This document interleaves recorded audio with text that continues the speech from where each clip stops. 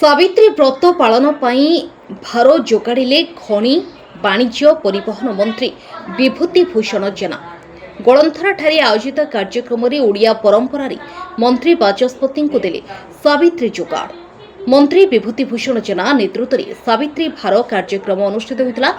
गलंथरा ठारे मुख्य अतिथि भाव बाचस्पति सुरमा पाढ़ी जोग देथिले।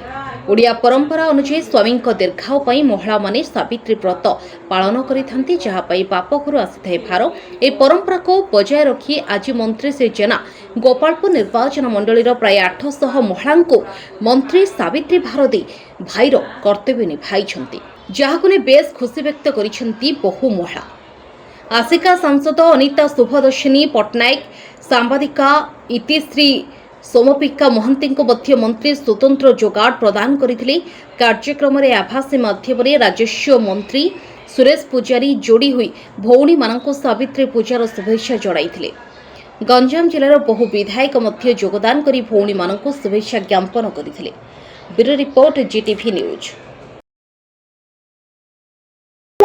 सावित्री अमावास्या जुगाड़ उत्सव गोपालपुर निर्वाचन मंडली रे जो पालन करा ग्राम में एक नियारा सांस्कृतिक पर्व।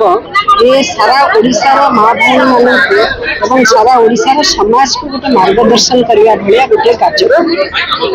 12 मास 13 जात ओडिशा ओडिया जगन्नाथ संस्कृति रे सब कथा रही, किंतु एभली अनेक कार्य प्रत्येक धार्मिक कार्यक्रम को आम देखा तार निर्दिष्ट गोटे लक्ष्य रही है। पवित्र सावित्री अमावास्या गोटे महिलार आत्मविश्वास, तार निष्ठा, तार धैर्यर पराकाष्ठा को सूचित करुच्ची। तत्सहित जड़े महिलाटीए से केवल निज नुहे, से निज परिवार, से निजर बापघर परिवार, से निजर राज्य, से समस्त माँटीए समस्त कथा चिंता करे। यहाँ सावित्री उपाख्यान स्पष्ट जना पड़ी। सावित्री जुगाड़ उत्सव आयोजन कर आयोजक मानक एक समाज में साम्यता सृष्टि करवा, मातृशक्ति भितर आत्मविश्वास पुनः विकास करने जो कार्यक्रम कर।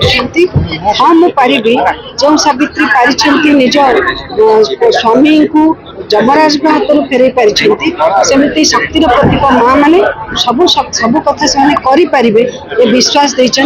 बहुत धन्यवाद सहित आयोजक मान को बहुत बहुत प्रशंसा कर।